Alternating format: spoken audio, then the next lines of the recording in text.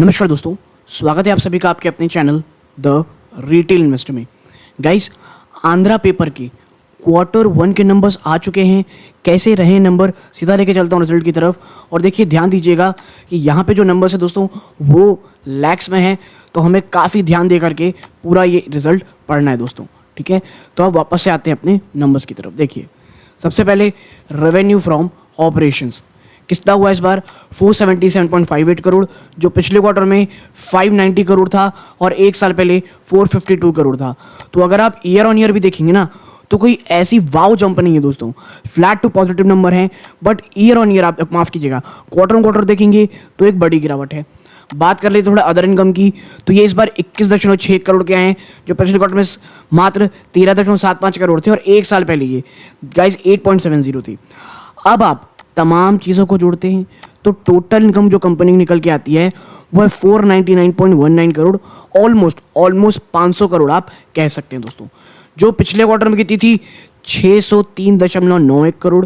ठीक है, यानी क्वार्टर ऑन क्वार्टर आप देखेंगे तो एक बड़ी गिरावट है। एक साल पहले दोस्तों ये 460 करोड़ थी। तो ईयर ऑन ईयर आप कह सकते हैं इन्फ्लेशन मिला के अगर देखेंगे कोई नंबर बहुत ज़्यादा बढ़ोतरी नहीं है, लेकिन हाँ जंप देखने को मिल रहा है। लेकिन क्या देखते हैं क्या खर्चों ने जो भी बढ़ोतरी है उसे कम किया या ज़्यादा।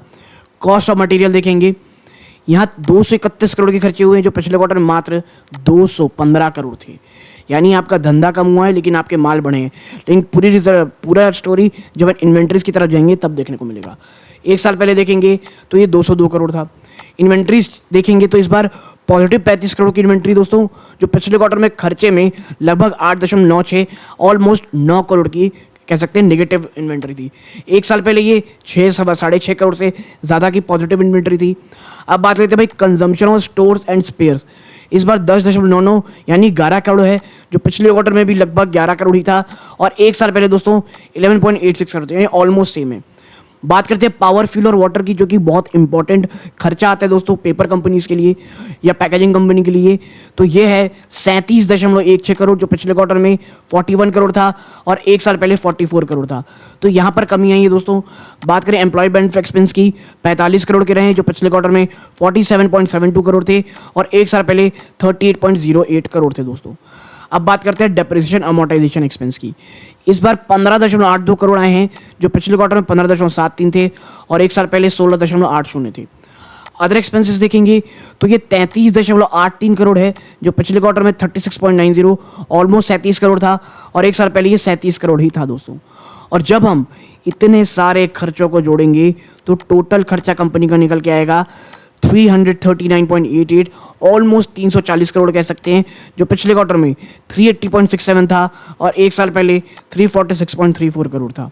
ठीक है, यानी ओवरऑल जब आप खर्चा देखेंगे दोस्तों तो यहाँ पर एक कह सकते हैं आपको गिरावट देखने को मिल रही है क्वार्टर क्वार्टर और ईयर ऑन ईयर ऑलमोस्ट आप कह सकते हैं फ्लैट सी ही रही है। और इसका असर profit before exceptional item tax में भी होता है, या हम यहाँ देखें प्रॉफिट बिफोर टैक्स 159.31 करोड़ है दोस्तों। ठीक है, जो पिछले क्वार्टर में 207.85 करोड़ थी और यहाँ पे दोस्तों एक्सेप्शनल आइटम ऐड है और एक साल पहले दोस्तों 114 करोड़ थी। तो ईयर ऑन ईयर एक जंप है दोस्तों। ठीक है, क्वार्टर क्वार्टर आपको यहाँ पे गिरावट देखने को साफ मिल रही है। और जब हम आखिरी में जाकर के देखते हैं ना कि भाई टोटल कॉम्प्रिहेंसिव इनकम कितनी आई है कंपनी की, तो टोटल कॉम्प्रिहेंसिव इनकम या लॉस देखेंगे तो कंपनी को इस बार दोस्तों क्या हुआ है, कंपनी को इस बार हुआ है दोस्तों लगभग 2 करोड़ रुपए का प्रॉफिट, जो पिछले क्वार्टर में 4 करोड़ रुपए का लॉस था, 4.25 करोड़ रुपए का लॉस था दोस्तों। और यहाँ पे आप देखेंगे ये लॉस था दोस्तों टैक्स इश्यूज़ के कारण हुआ है। ठीक है, ये remeasurement loss on the defined benefit plans, इसका असर है और इन 4 चीज़ों के कारण था। वरना अगर आप नेट प्रॉफिट आफ्टर टैक्स देखेंगे तो आपको यहाँ बढ़ोत कम गिरावट देखने को मिलेगी। और यही कारण है कि जब डाइल्यूटेड EPS देखते हैं 38.70 से घट करके 29.81 करोड़ ये हो जाता है दोस्तों। ठीक है, और अगर हम नीचे चलते हैं तो देखेंगे क्या कुछ और चीज़ें हैं जो हमसे छूटी हैं। थोड़ा सा नीचे चलते हैं तो ऐसा तो कुछ देखने को नहीं मिल रहा। तो ओवरऑल रिजल्ट देखेंगे दोस्तों तो ये शेयर प्राइस से पता चलेगा कैसा है। बट मुझे लगता है कंपनी ने जो रिजल्ट पेश किए हैं ना ये बहुत ज़्यादा ख़राब है ना बहुत ज़्यादा अच्छे हैं दोस्तों। ईयर ऑन ईयर धीरे धीरे इंप्रूवमेंट है, बट क्वार्टर क्वार्टर एक बड़ा झटका निवेशकों को लगा है। यहाँ तक जुड़े रहे, इस बात का बहुत बहुत धन्यवाद। ये सूर्यकांत है, जय हिंद।